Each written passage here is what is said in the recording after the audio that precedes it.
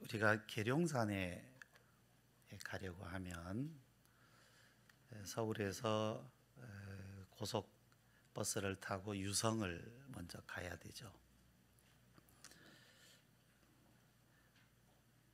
그 유성을 거쳐서 이제 계룡산으로 이제 향해서 들어가면 오른쪽에 마을이 하나 있는데 그 마을의 이름이 학봉리라고 하는 곳입니다.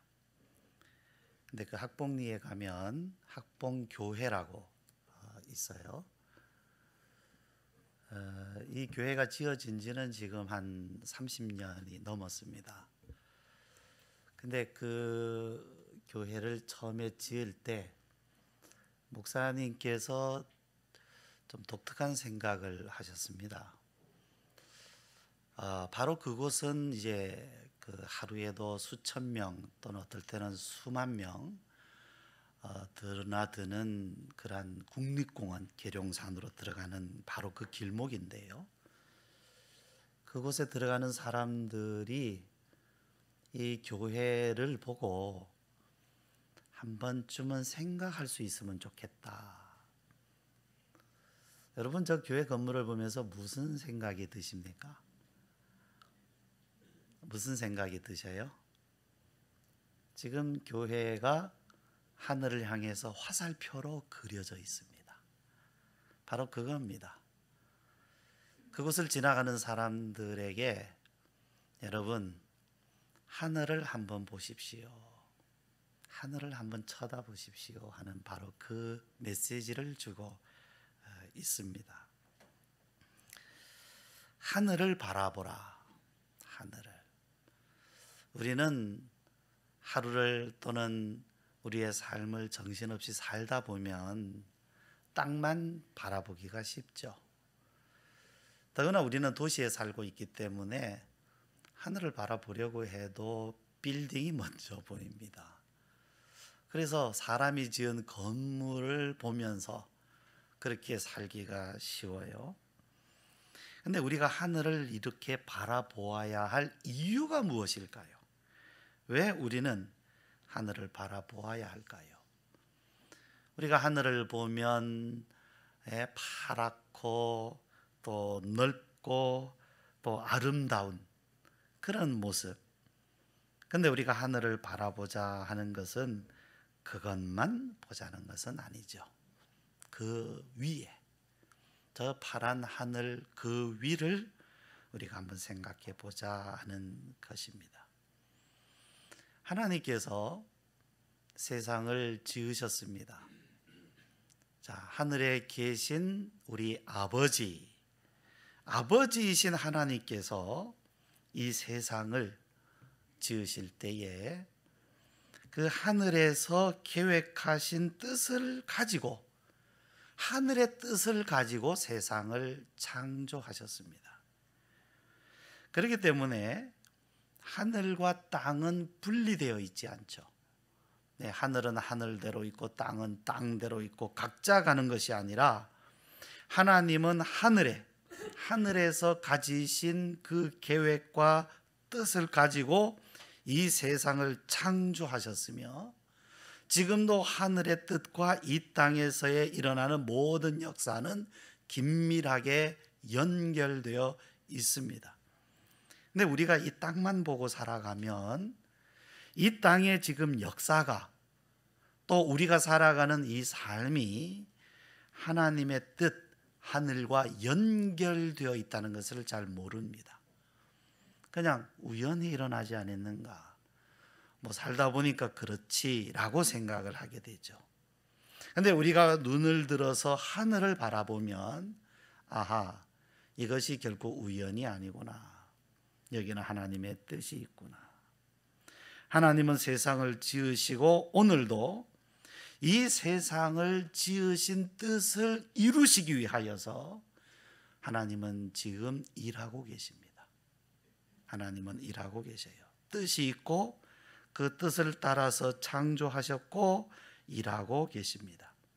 그리고 그 하나님이 하시는 일 중에서 가장 핵심 사역, 역사적으로 가장 중요한 하나님께서 이 땅 가운데 이것이 하나님의 뜻이다 하시고 그 뜻을 이루시기 위하여 행하신 가장 중요한 핵심이 뭐냐 하면 바로 예수님을 보내신 것입니다.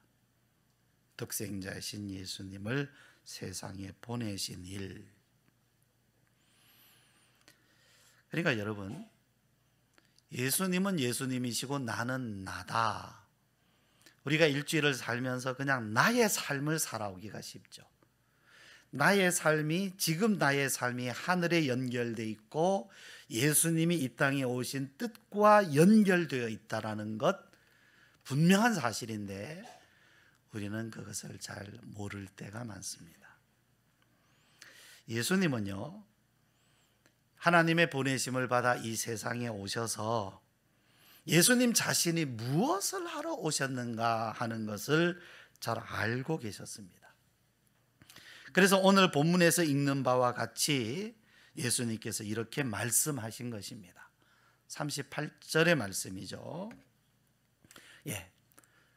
전사님 좀 해주세요. 38절. 자, 내가 하늘에서 내려온 것은 내 뜻을 행하려 함이 아니요 나의 보내신 이의 뜻을 행하려 함이니라. 나의 뜻, 한번 여러분 따라해 보실까요? 내 뜻, 하나님의 뜻. 자, 여기 두 가지가 있어요. 내 뜻이 있어요. 그리고 하나님의 뜻, 나를 보내신 하나님의 뜻이 있어요. 여러분에게는 여러분을 지으시고 이 세상에 태어나게 하신 하나님의 뜻, 오늘도 여러분으로 하여금 이 세상을 살아가게 하시는 하나님의 뜻이 있어요. 근데 예수님 말씀은 내가 이 땅에 온 것은 내 뜻하러 온 게 아니다, 하나님 뜻 행하려 왔다, 이렇게 말씀하십니다. 자, 우리가 지난 주일에 읽은 요한복음 1장 말씀, 이제 다시금 그 말씀을 중심으로 해서 우리가 계속 생각을 하려고 하는데요, 같은 맥락에 있습니다. 요한복음 1장 12절의 말씀, 우리 잠시 1장 앞으로 몇 장 넘기면 1장이죠. 자, 같은, 다 지금 이 우리가 읽는 말씀들이 같은 맥락 안에 있어요. 내 뜻을 행하려 함이 아니라 나를 보내신 이의 뜻을 행하러 왔다, 이렇게 말씀하시고, 자, 1장 12절 말씀, 이번에는 여러분 우리 같이 한번 읽습니다. 시작.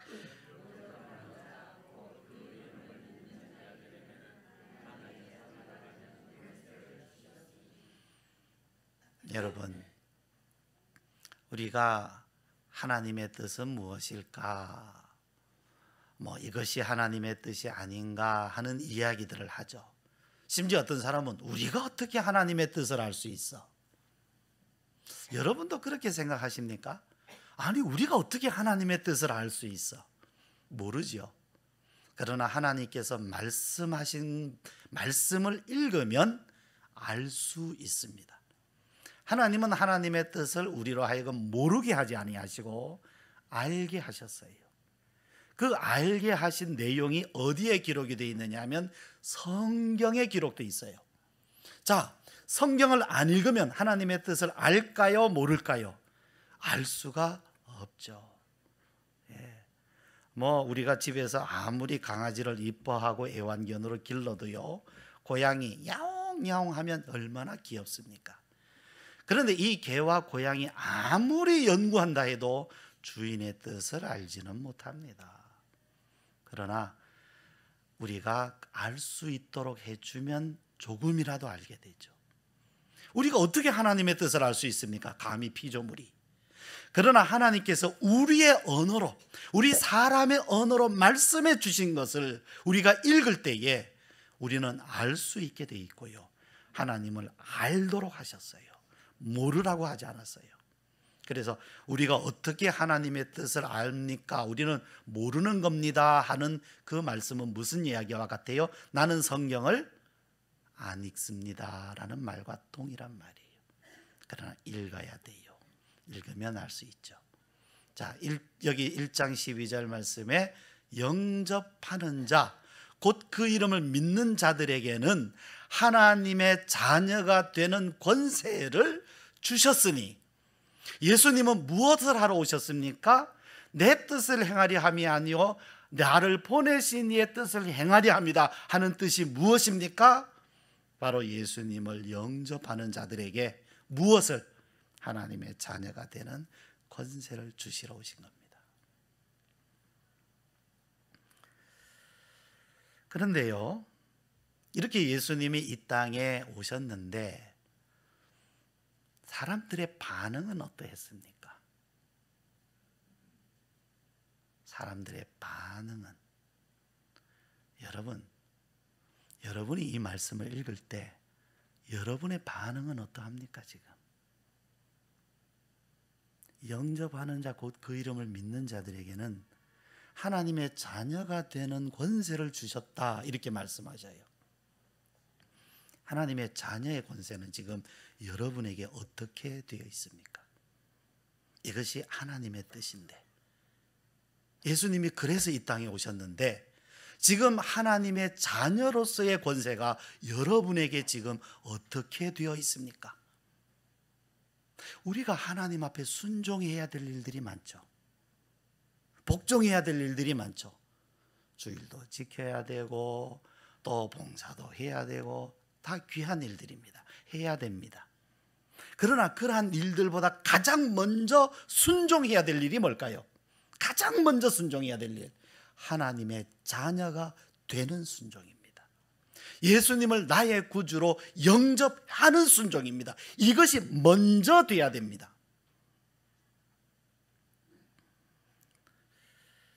여러분, 우리가요, 하다 하는 것과 되다 하는 것이 있어요. 말하자면 명사형으로 하면 함이 있고 됨이 있어요. 세상의 많은 일들은요, 함으로 인해서 됩니다.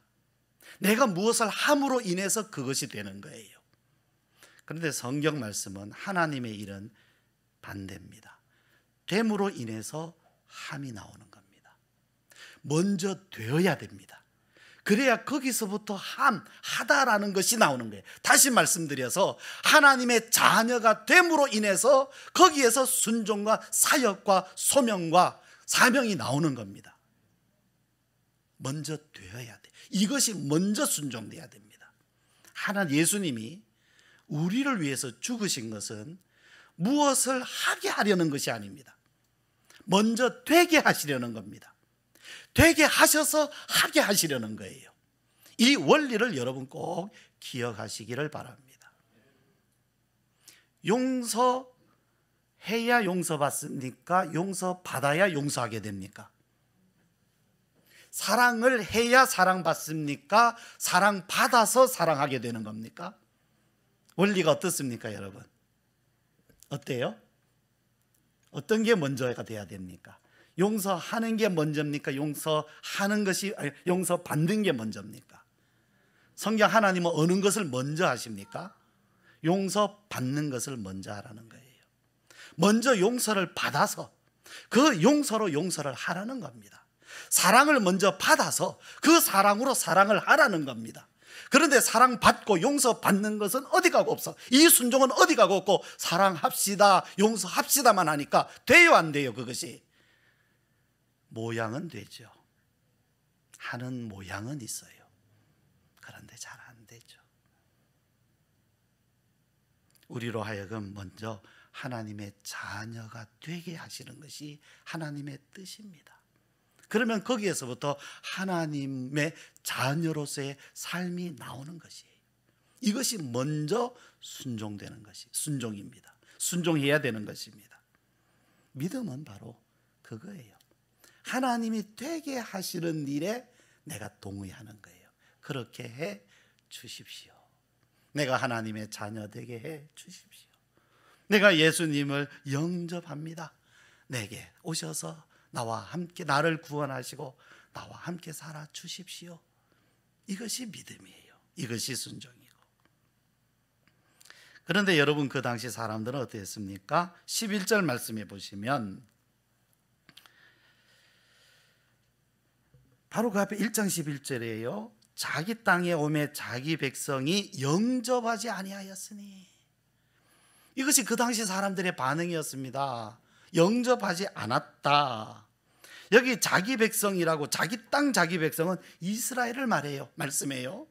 그런데 그들은 누굽니까? 하나님의 백성, 선택받은 백성, 선택받은 사람들, 선민. 그 자부심이 얼마나 대단했습니까? 뭐 구약의 예를 들어서 요나서 같은 경우를 보면 니느웨에 가서 하나님의 말씀을 선포해서 그들로 하여금 회개하게 하라. 근데 그 사람들은 이방 사람들이라고 가기 싫어했잖아요. 내가 거기 왜 갑니까? 안 갑니다. 예, 안 갔어요. 예. 자, 그만큼 자부심이, 하나님의 백성이라는 자부심이 강한 이 사람들이, 예, 그들은 택함 받은 사람들이고 그들에게는 율법이라는 말씀이 있고, 예, 그들은 하나님의 말씀을 따라 하나님을 섬겨오는 사람들입니다. 그런데 그들은 예수님을 영접하지 않았어요. 말하자면 그들에게는 하나님의 택하심도 있었고 부르심도 있었고 은혜도 있었고 말씀도 있었어요. 그들은 하나님을 모르는 사람들이 아니라 잘 아는 사람들입니다. 그들에게는 예배가 있었습니다. 제사가 있었습니다. 뿐만이 아니죠. 그들에게는 하나님께서 장차 아브라함의 후손 중에, 다윗의 자손 중에 메시아가 태어날 거다, 내가 메시아를 보내겠다 예언해 주셨고 말씀해 주셨어요. 약속해 주셨어요. 그들은 그 말씀도 잘 알아서 듣고 있었고 뿐만 아니라 기다리고 있었어요. 언제 오십니까? 언제 오십니까? 기다렸어요. 그런데 정작 예수님이 오시니까 영접하지 않았다. 말씀도 있고 은혜도 있고 있는데 정작 예수님은 영접을 안 했다는 거예요. 메시아를 보내시겠다는 약속도 알았는데, 그래서 기다리기도 한 사람들이 정작 예수님이 오시니까 영접하지 않았다는 겁니다. 여러분, 우리에게도 그렇지 않아요? 은혜도 있고 말씀도 있고 교회도 있고 예배도 있고 찬양기도 다 있어요. 그런데 예수님은 지금 어디 계십니까?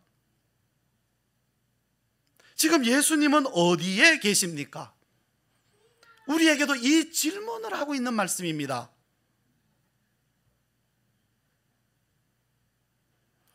자, 요한복음 1장에 더 보면 죄에 빠진 사람들의 세 가지 모습을 말씀하고 있죠. 5절의 말씀, 빛이 어둠에 비치되 어둠이 깨닫지 못하였다. 빛이 어둠에 비치면 잘 보입니까? 안 보입니까? 잘 보입니다. 아주 잘 보이죠. 그 담뱃불 같은 그런 불도요, 아주 깜깜한 곳에서는 4km 밖에서도 보인대요. 그 불빛이, 다른 빛이 없으면 말입니다. 예. 전방에서 철책에서 근무하신 분들은 혹시 이 이야기 아시지 않습니까? 그래서 전방 처소에서 근무할 때 담배도 못 피게 해요. 왜? 적군이 저 너머에서 보인다는 거 아닙니까? 빛이 어둠에 비치면 너무 잘 보이게 돼 있어요. 그런데 어둠이 못 봤다는 얘기는 무슨 얘기입니까? 빛이 없다는 게 아니라 무슨 문제예요? 빛이 없는 게 아니라 자기 눈을 감았다는 거죠.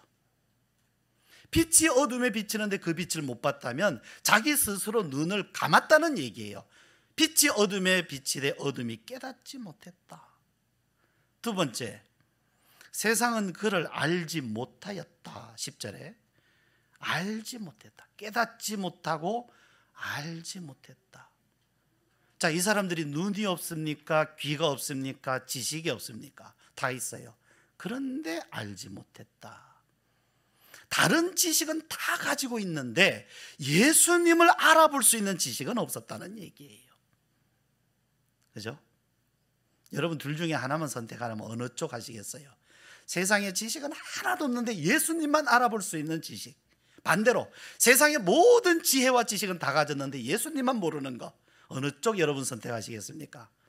너무 극단적인가요? 제가 정답을 말씀드릴게요. 둘 다 원합니다. 그죠? 둘 다 원해요. 그러나 하나만 선택하라 그러면 여러분의 선택은 어느 쪽입니까? 세 번째, 영접하지 않았다. 참빛이 왔으되 자기 백성이 영접하지 않았다. 질문이 생기죠. 왜요? 정말 나 같으면 안 그럴 것 같은데 왜요? 그 사람들 왜 그랬습니까? 여러분은 왜 그럴까요? 우리가 도시에 살면서요, 하늘을 보려고 해도 이 빌딩에 가로막혀서 사실 잘 보이지 않을 때가 많습니다. 가로막혀 있으면 잘 안 보이죠. 그러나 여러분, 아무리 빌딩이 가로막혀 있어도 그 빌딩 위에 하늘은 변함이 없습니다. 태풍이 왔잖아요. 그 먹구름이 하늘에 끼고 밤새도록 비가 내리고, 서울도 그랬지 않습니까? 그렇지만 그 먹구름 위에 하늘은 언제나 변함이 없습니다. 다만 우리 눈에 보이지 않을 뿐이죠. 이와 같이 하나님은 언제나 변함이 없으시고 살아 계시고 여전히 이 땅을 향하여 하나님의 뜻을 이루고 계십니다. 그런데 문제는 뭐냐면 우리가 하나님을 보지 못하는 데에 문제가 있어요. 깨닫지 못하고 알지 못하고 영접하지 않는 데에 문제가 있습니다. 무슨 문제일까요? 성경은 그것을 바로 죄라고 합니다. 죄라고 합니다. 여러분, 우리가 죄하면 거짓말하고 도둑질하고 사람 미워하고 싸우고 교만하고 이런 것을 죄라고 생각하잖아요. 그런데 그것은 죄의 결과로 나타나는 거예요. 죄라고 하는 본질이 우리 안에 있어서 그 결과로 나타나는 현상들이고, 그 원인은 뭐냐면 하나님을 알지 못하고 깨닫지 못하고 영접하지 않는 데 문제가 있어요. 근데 우리는 그것을 죄라고 생각하지 않죠. 죄의 결과만 가지고 왜 그렇지 이거 문제다 하지만 그 원인을 우리는 살펴야 되는 거죠. 그 원인은 뭐냐면 이 빛으로부터 차단되어 있기 때문에 그래요. 그래도 양심이 살아있을 때에는 아이고 이러면 안 되지라고 해요. 그러나 그나마 양심조차도 마비가 돼버리면 이게 죄인지 아닌지 그냥 뭐 남들도 그렇게 하니까 나도 하면서 사는 것이 인생입니다. 그게 보통 세상 사람들이 살아가는 방식이에요. 세상 사람들만 그런 것이 아니라 오늘날에 보면 믿는다는 사람들조차도 이제 그렇게 살아가고 있어요. 그래서 교회가 지금 위기라고 하는 겁니다. 그래서 죄성이라고 하는 것은 이와 같이 하나님의 뜻에 순종하지 않는 우리의 불순종. 그런데 이 불순종의 원인이 어디에 있는가 하면 죄. 그러면 그 죄가 뭐냐 하면 딱 하나예요. 내 뜻이에요. 내 뜻. 내 뜻. 다시 생각해 봅시다. 예수님이 내가 온 것은 내 뜻을 행하려 함이 아니라 나를 보내신 이의 뜻을 행하려 함이라. 이것이 순종이죠. 그런데 내가 사는 것은 하나님의 뜻은 나는 상관없이 내 뜻만 가지고 살겠다. 이것이 불순종이에요. 세상에 누구도요 자기 뜻을 가지고 사는 사람을 죄라고 말하지 않아요. 하나님의 뜻에 순종하지 않고 내 뜻을 펼치며 사는 것, 내 뜻 속에는 나쁜 것만 있나요? 선한 것도 많아요. 의로운 것도 많아요. 그러나 성경에는 그것을 불순종이라고 해요. 그러나 세상은 그것을 불순종이다, 죄라고 말하지 않죠. 아니 자기가 자기 뜻대로 사는데 누가 뭐라 그러겠습니까? 우스갯소리로 그런 말이 있잖아요. 네? 남이야 전봇대로 이빨을 쑤시든 말든 이 쑤시개가 아니라 전봇대를 뽑아서 내가 내 일을 쑤시든 말든 이 일을 누가 뭐라 그럴 거예요. 자기가 자기 뜻대로 내가 내 맘대로 내가 하고 싶은 대로 한다는데 무슨 누가 뭘 할 것입니까? 세상은 그렇게 말하죠. 근데 하나님은 그렇게 말씀하지 않아요. 그게 불순종이다.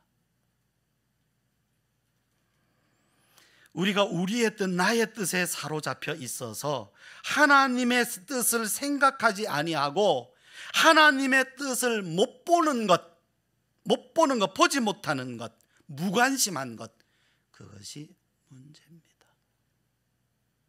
우리는 자꾸 죄의 결과만 가지고 생각을 하는데 원인이 어디 있는가 하면 결국에는 내 삶의 중심에 내 뜻이 있기 때문에 그래요. 내 뜻을 중심으로 사니까. 그런데 예수님을 보세요. 예수님도 하나님의 아들로서 그 신성만 가지고 계실 때는 아무 문제가 없습니다. 그런데 우리와 같은 육신을 입으셨어요. 말하자면 이 제한된 우리 육신 안으로 들어오셨어요. 성육신 임마누엘 하셨어요. 분명히 성경에도 보면 예수님은 예수님의 뜻이 있었어요. 아버지여, 할 수만 있으면 이 잔이 내게서 지나갔으면 좋겠습니다. 내가 이런 일은 안 당했으면 좋겠습니다. 내 인생에 그런 일 없었으면 좋겠습니다. 나는 그런 거 싫습니다. 이렇게 됐으면 좋겠습니다. 분명히 예수님도 육신으로서의, 말하자면 우리 육신이 가지고 있는 그런 성품, 사람의 성품으로서 자기 뜻이 있었어요. 피하고 싶은. 예수님도 그래서 하나님의 뜻 앞에 치열하게 자신과의 싸움을 하셨어요. 겟세마네 동산에서 기도하셨어요. 아버지, 나의 원대로 마시고 아버지의 원대로 하십시오. 내 뜻대로 마시고 아버지 뜻대로 하십시오. 십자가 지시기 전에 예수님은 하나님 앞에 울부짖으며 이렇게 기도하셨어요. 그리고 십자가 지는 자리로 가셨어요. 자신의 몸을 쳐서 하나님의 뜻에 복종을 하셨어요. 무엇 하시려고요? 내가 온 것은 양으로 생명을 얻게 하고 더 풍성히 얻게 하려는 것이라. 영접하는 자, 곧 그 이름을 믿는 자들에게는, 그 이름, 누구든지 예수 그리스도를 영접하는 자들에게 하나님의 자녀가 되는 권세를 주시기 위해서 하나님의 아들이신 자신이 희생하지 않으면 안 되는 일이었습니다. 희생하는 것이 아버지의 뜻입니다. 주님은 순종하셨어요. 철저히 자신을 복종하고 순종을 하셨습니다. 오늘 읽은 말씀 요한복음 6장 40절 말씀으로 다시 한번 돌아봅시다. 여기 다시금 예수님은 이것이 하나님의 뜻이다 하고 분명하게 말씀을 해 주셨습니다. 40절 말씀 우리 같이 읽죠. 시작. 내 아버지의 뜻은 아들을 보고 믿는 자마다 영생을 얻는 이것이니 마지막 날에 내가 이를 다시 살리리라 하시니라. 성경을 이렇게 읽고서 야, 이게 하나님 뜻이다, 너무 분명하잖아요. 그런데 우리는 또 기도해요. 하나님 뜻 뭡니까 하고요. 네. 하나님 뜻이 뭡니까 하고 기도해요. 만약에 하나님께서 제가 하나님이라면 이렇게 대답해 주실 것 같아요. 성경 그렇게 읽었지 않느냐, 성경에 다 기록되어 있다, 그거 봐라, 충분히 알 수 있다. 그런데 우리는 성경 읽고도 잊어먹고 또 기도해요. 하나님 뜻이 뭡니까? 제가 어디로 가야 됩니까? 동쪽으로 가야 됩니까? 서쪽으로 가야 됩니까? 도시에서 살아야 됩니까? 농촌에서 살아야 됩니까? 사실은요, 하나님이요, 우리가 도시에 살든 농촌에 살든 서쪽으로 이사하든 동쪽으로 이사하든 그거를 우리의 자유의지에 맡기셨어요. 그러나 이것은 하나님의 뜻이다, 이 하나님의 뜻에는 순종해라 하고 주신 것이 이 말씀입니다. 또 요한복음 10장 말씀 제가 읽어드릴게요. 10장 10절인데요 내가 온 것은 양으로 생명을 얻게 하고 더 풍성히 얻게 하려는 것이다. 내가 온 것은 양으로 생명을 얻게 하고 더 풍성히 얻게 하려는 것이다. 보세요 여러분, 이거 다 하나님의 뜻 아닙니까? 내가 온 것은. 요한복음 12장 24절이죠. 한 알의 밀이 땅에 떨어져 죽지 아니하면 한 알 그대로 있고 죽으면 많은 열매를 맺느니라. 제가 자주 드리는 말씀이지만 이걸 윤리적으로 해석하지 말라 그랬죠. 예수님의 말씀입니다. 단지 다른 사람을 위해서 희생하는 삶을 살아라 하는 의미가 아니라 예수님 자신이 하늘에 썩어질 미랄로 이 땅에 오셔서 우리에게 생명 주시기 위해서 자기 자신이 죽으실 것을 예고하신 말씀이에요. 하늘의 밀. 우리는요, 암만 떨어져 죽어도요, 다른 사람을 위해서 봉사할 수는 있어도 생명을 주지 못합니다. 그런데 마치 생명을 줄 수 있는 것처럼 하늘의 밀이 땅에 떨어지면 뭐 많은 열매를 걷는다. 예수님만이 하실 수 있어요. 예수님의 죽으심만이 할 수 있는 일입니다. 우리의 죽음도, 우리는 죽어도 그 일을 못하는 겁니다. 남을 위해서 희생하는 것은 귀한 일이지만은 그 말씀은 예수님께로 영광을 돌리십시오. 사도 바울은 하나님의 뜻을 분명하게 알았고 그렇게 전도를 했어요. 에베소서 1장 5절 말씀 제가 읽어드립니다. 그 기쁘신 뜻대로 우리를 예정하사, 보세요, 그 기쁘신 뜻대로 우리를 예정하사 예수 그리스도로 말미암아 자기의 아들들이 되게 하셨으니, 그의 기쁘신 뜻대로 말미암아 우리로 하여금 이 A 기업에 들어가게 하셨으니, B 학교에 입학하게 하셨으니, 이런 뜻이 아니잖아요. 뭐라 그러셨어요? 자기의 아들들이 되게 하셨다. 참 신기해요. 하나님께서 당신은 장차 이제 하나님께서 귀하게 써서 당신 이런 삶을 살게 하실 것이 하나님의 뜻입니다. 그러면 막 귀에 쏙쏙 들어오죠. 예, 당신은 앞으로 이런 일 해야 됩니다. 자녀는 이런 학교 보내야 됩니다. 당신 자녀 이번에 신학교 보내서 목회자 되게 한 게 하나님의 뜻입니다. 이런 말은 막 귀에 쏙쏙 들어와요. 그러나 예수님을 보내서 자기 아들들이 되게 하셨습니다 하는 이 말씀은 읽고 또 읽고 성경 통독하라 그러면 1년에 한 번, 두 번씩 다 통독했다 그러면서도 하나님의 뜻이 뭡니까? 그러면 몰라요. 그러지 않아요? 이 너무나 중요한, 우리가 믿어야 되고 순종해야 되고 오늘도 의지해야 되고 우리의 삶의 모든 삶의 반석처럼 기초가 되어야 될 이 말씀에 대해서는 하나님의 뜻인 줄 생각을 안 하는 거예요. 여러분이 아니라 예수님이 오셨을 때 그 사람들이 그랬다고요. 우리는 그런 과정, 그런 사람이 되어서는 안 됩니다. 사도 바울은요, 이 하나님의 뜻을 분명하게 알고서 뭐라 그랬어요?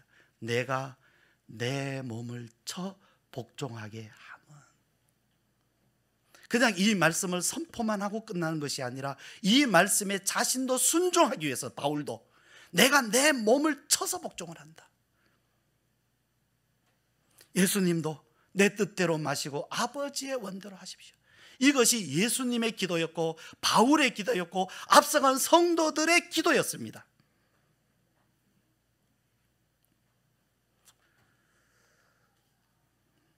여러분, 이 그림 뭔지 아시죠?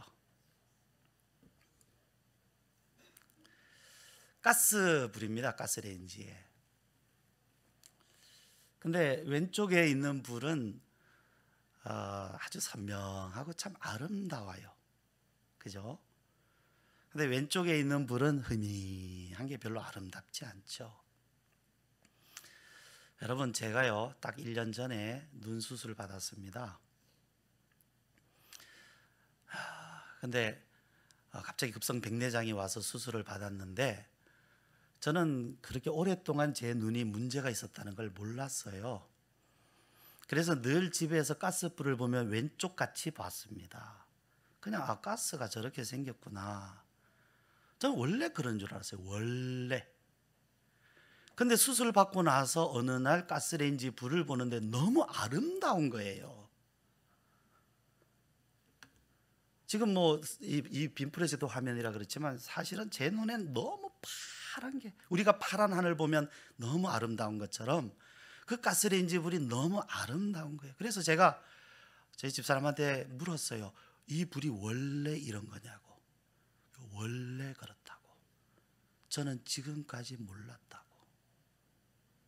모르니까, 그것이 아름다운지 모르니까 귀한 줄 몰랐던 거죠. 여러분, 하나님의 뜻을 모르면 그 뜻을 모르면 아름답고 존귀한 줄 모릅니다. 모르니까 구하지 않는 거예요. 모르니까 관심이 없는 겁니다. 그러나 알면 알수록 얼마나 귀하고 얼마나 존귀한 것인지, 내 삶을 다 드려도 아깝지 않는 너무나 귀하고 그 앞에 내 뜻이라고 하는 건 너무나 초라할 뿐이거든요.